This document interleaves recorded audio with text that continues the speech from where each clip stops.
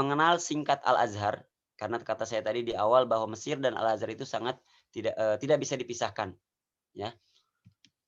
Al-Azhar adalah pendidikan atau lembaga pendidikan tertinggi di dunia, tertua di dunia, tertinggi tertua di dunia.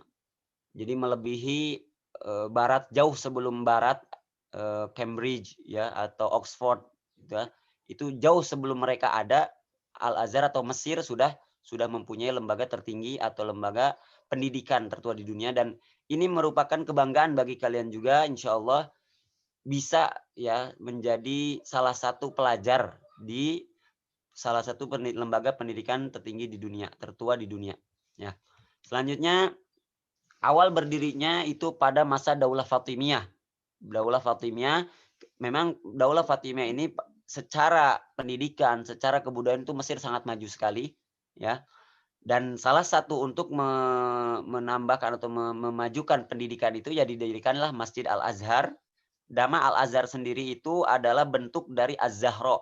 Kita tahu sendiri Fatimah, putri Rasulullah itu nisbatnya untuk sebuah laki-lakinya untuk Fatimah ini punya sifat namanya Az-Zahra.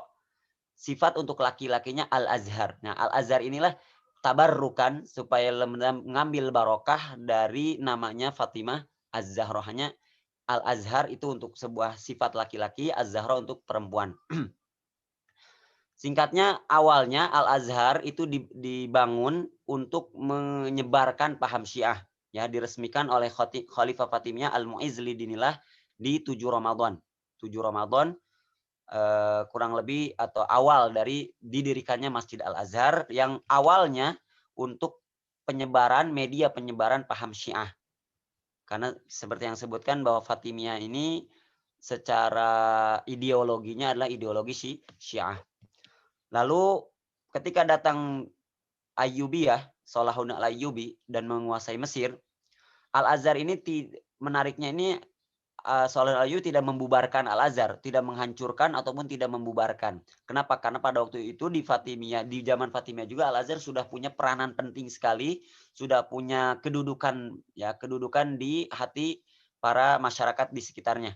Oleh karena itu Salahuddin Ayyubi tidak menghapus atau tidak membubarkan Al-Azhar, tetapi menghentikan, dikosongkan. Ya, hampir kurang lebih 100 tahun lamanya di masa Daulah Ayyubiyah Al-Azhar tidak dipakai. Tujuannya apa? Untuk mensterilkan kembali pemikiran-pemikiran yang awalnya yang sesatnya atau yang Syiah sebelumnya itu supaya hilang, mensterilkan kembali.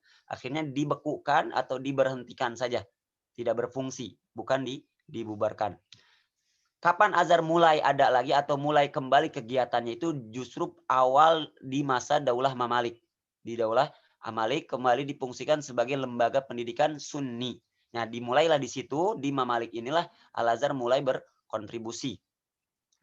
Dan puncaknya adalah ketika dunia Islam pada waktu itu banyak sekali kegoncangan.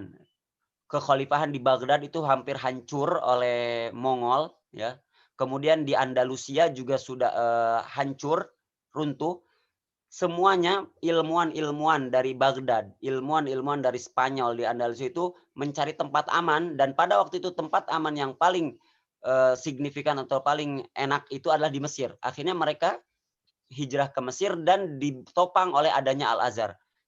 Jadi tidak aneh pada waktu itu banyak sekali ilmuwan-ilmuwan Islam bukan hanya dari bidang agama, dari bidang pengetahuan umum pun banyak sekali lahir di Al-Azhar.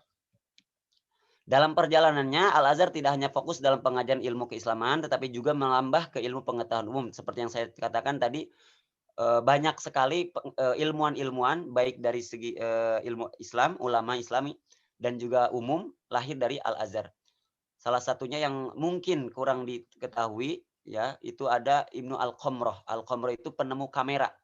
Kamera ini awalnya itu dicobanya itu di Al-Azhar. Dulu sekali ya, di sebelum masa sekarang. Pembaharuan administrasi banyak dilakukan dari Imam Malik itu sampai sekarang banyak sekali perubahan dan mungkin tidak cukup waktu kalau saya sebutkan di sini. Tetapi pada intinya awal atau adanya sistem perkuliahan, kemudian sistem pembagian jurusan itu di tahun 1930. Ya, awalnya hanya sebagai media pengajian saja. Kalau kita bahasanya itu majelis taklim, ada pengajian, ada syekh di masjid, kemudian berputar gitu ya buat halaqah, ngaji, syekh ngerangin. Awalnya seperti itu saja. Tapi karena apa namanya, beradaptasi dengan zaman, dimulailah di tahun 1930 sistem perkuliahan, kemudian pembagian jurusan termasuk ma'had ya. Kalian yang insya Allah masuk ke jenjang ma'had, jenjang SMP itu juga diberlakukannya atau lebih teraturnya dan sampai sekarang terus Al Azhar melakukan pembaharuan di bidang administrasi.